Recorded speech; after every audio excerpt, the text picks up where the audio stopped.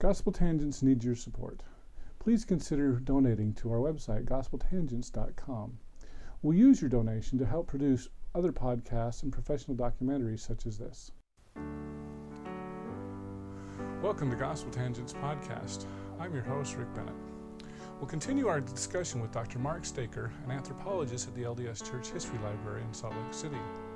In part 2, we'll discuss Black Pete's mission for the LDS Church, his introduction of ecstatic religious practices into the Mormon community, such as speaking in tongues, and his attempts to marry within the predominantly white community of Kirtland.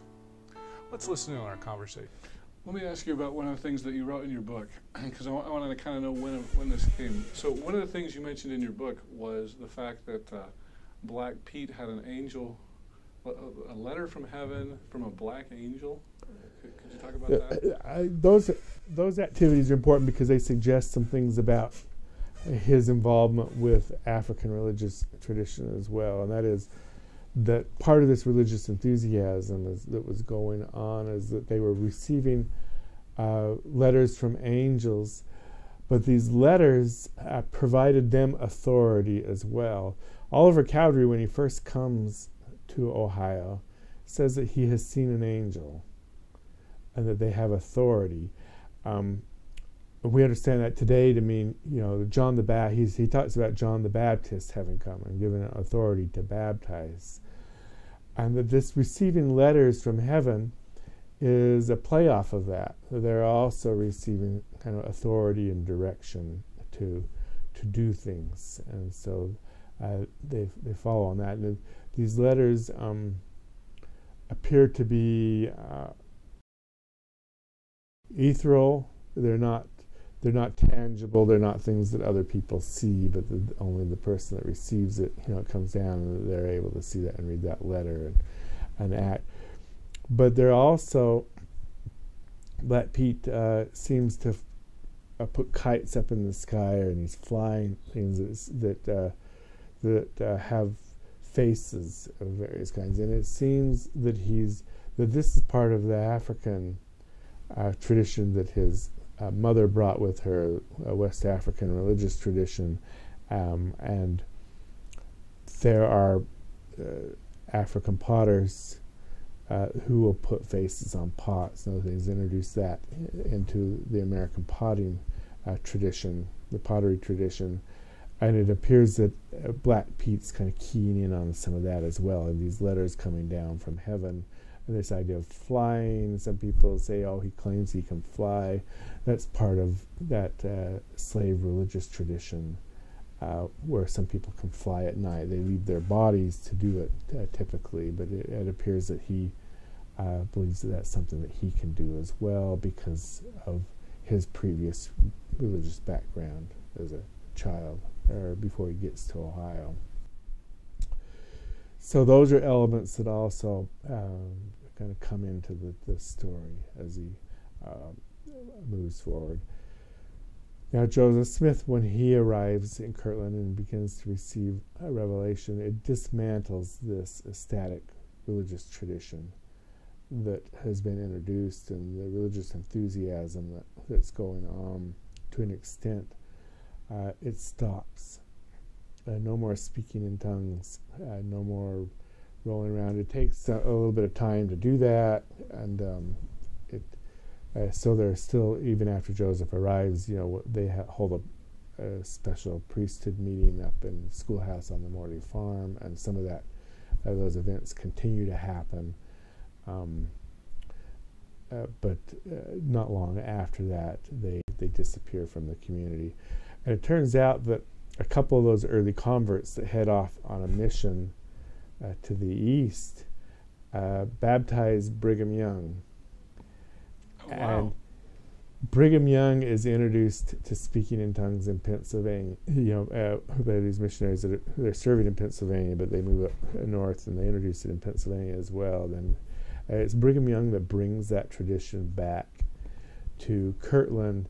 It's died out, and when he comes there, he speaks in tongues at a meeting at the Johnson Inn. It's the local tavern there at the crossroads, and on the upper floor of the tavern they hold this church meeting, and here he's speaking in tongues.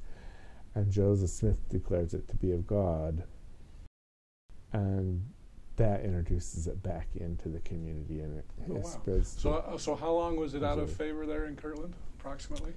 Approximately a year. Okay. Almost a year that they're not practicing it. So it's still very much in people's memory.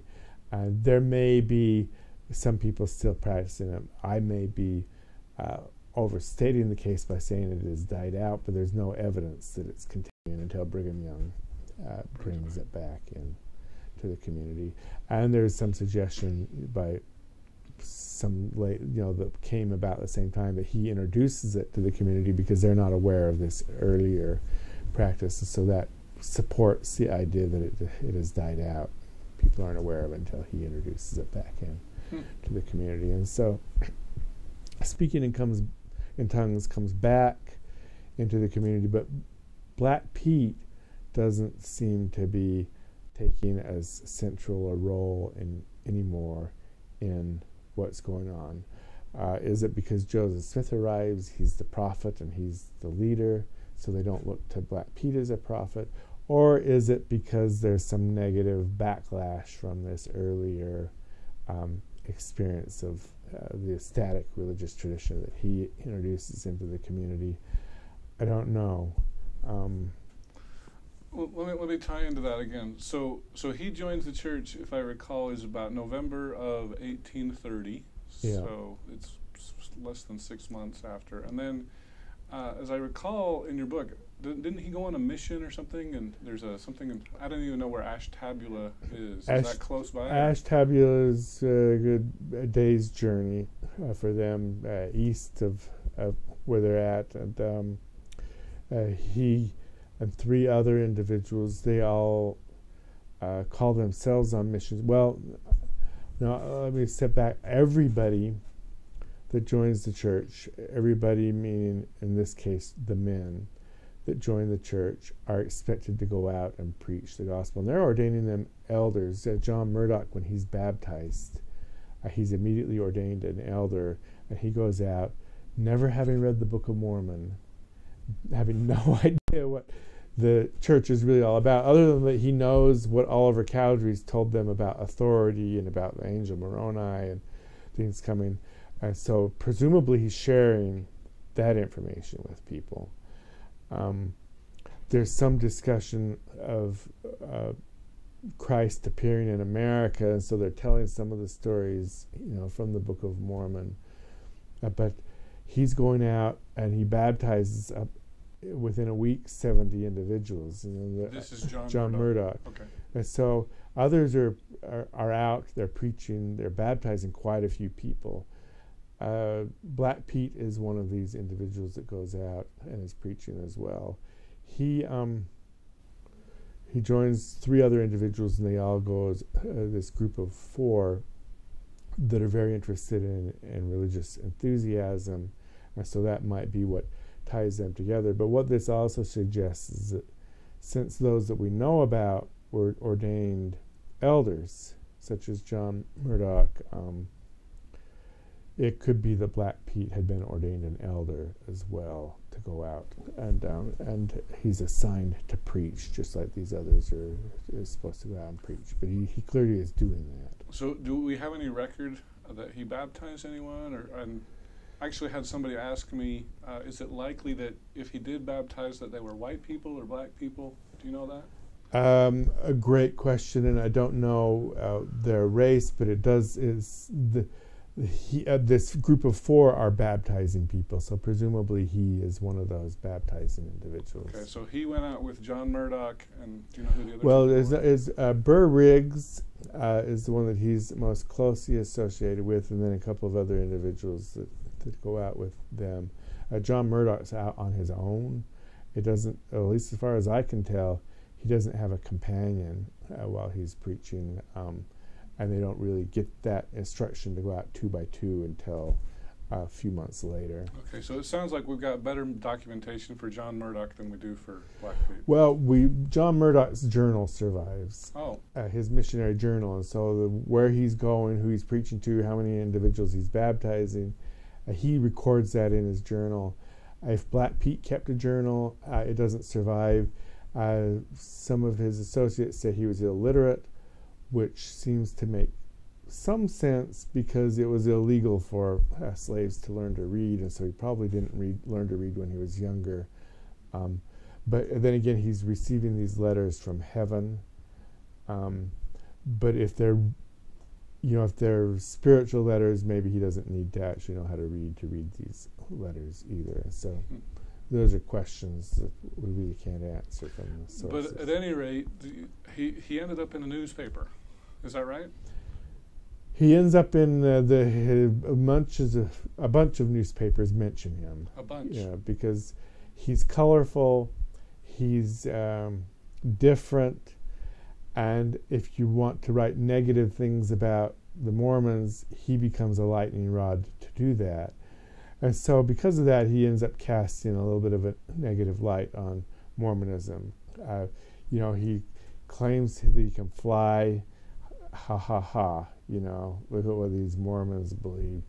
He ends up running off of a cliff and kind of falling down into the trees. Look at these silly things Mormons are doing. He was chasing after one of these letters when that happened, and so he kind of wasn't paying attention to what was in front of him. He's doing the other things that seem to be a little bit odd or strange. Look what these Mormons believe. And so he becomes kind of the lightning rod of negative focus. And the fact that he's black also adds to the negativity, because most of the people in the Western Reserve there in northeastern Ohio don't look kindly toward blacks. Most of those, the white settlers, and there aren't that many free blacks in the community at the time, and so it all just adds to kind of that negative patina, and that's why he's selected as the person that they mention most often in the record. And that's how we're able to learn things about him, but it also adds to the likelihood that when Joseph Smith comes and when they establish the church kind of more formally there in Kirtland, that he's going to be kind of pushed more into the background because he's become this negative focus. And so sadly, over a very short period of time, he disappears from the record.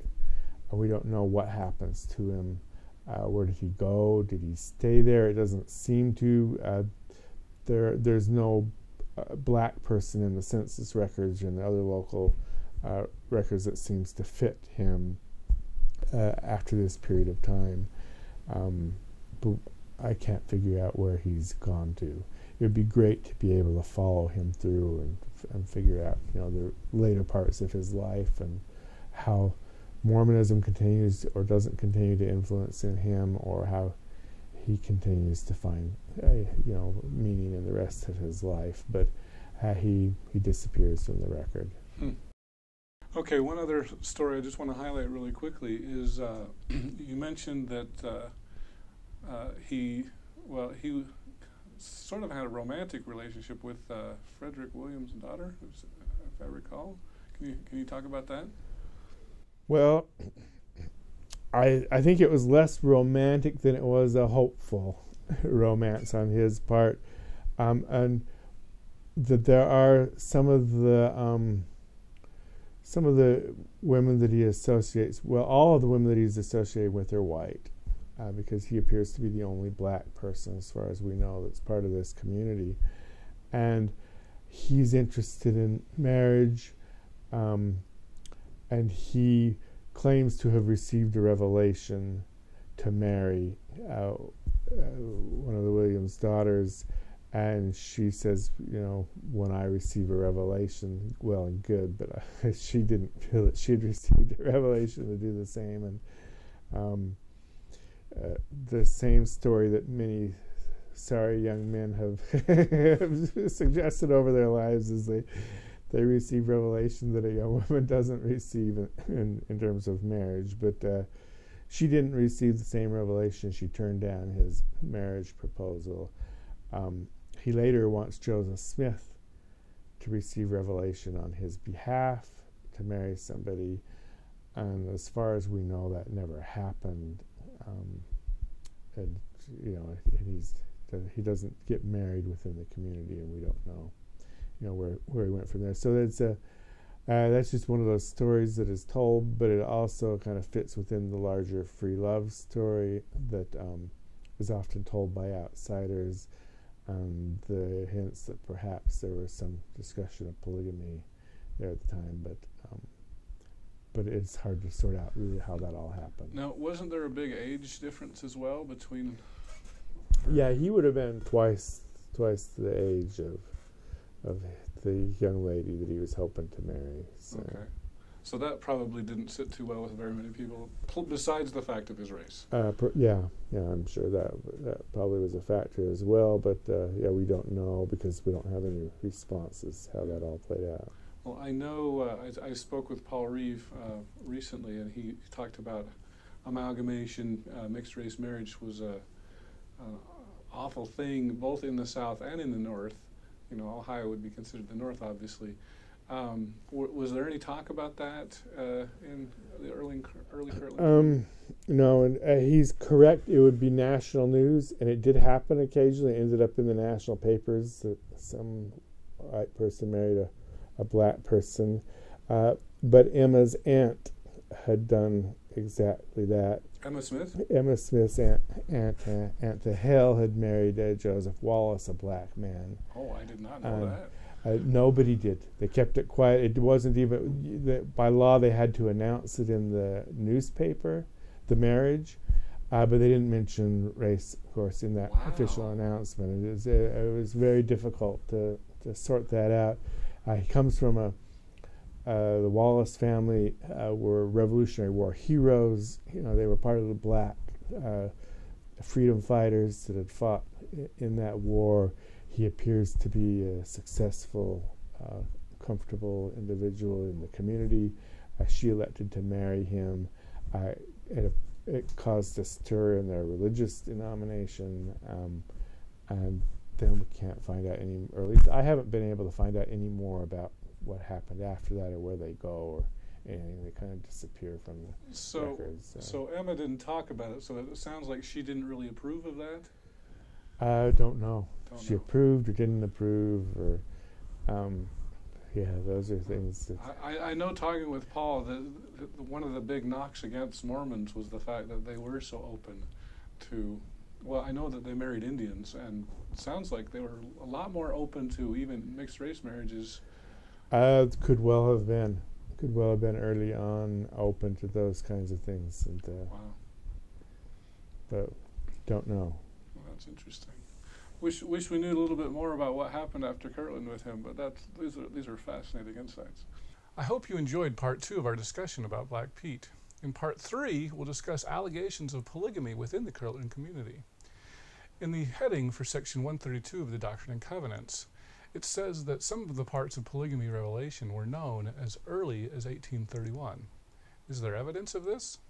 Followed up with another revelation that suggests to me that it's a response to what Black Pete has introduced in terms of polygamy at the time. So wait a minute. You're telling me that Black Pete may have been responsible for introducing polygamy into the Kirtland community? I believe so. Oh. And I believe that's why often, we say, well, Joseph Smith was translating the Bible, and he wants to know about Abraham, and his wives. I hope you'll tune into our next conversation with Dr. Staker. For more information, please subscribe to our website, gospeltangents.com, where you can purchase a transcript of this podcast for just $3. You can also get one on Amazon.com. Please subscribe to iTunes, Stitcher, or YouTube to get an updated interviews. Thanks again for listening, and we hope you'll continue to support us here at gospeltangents.com.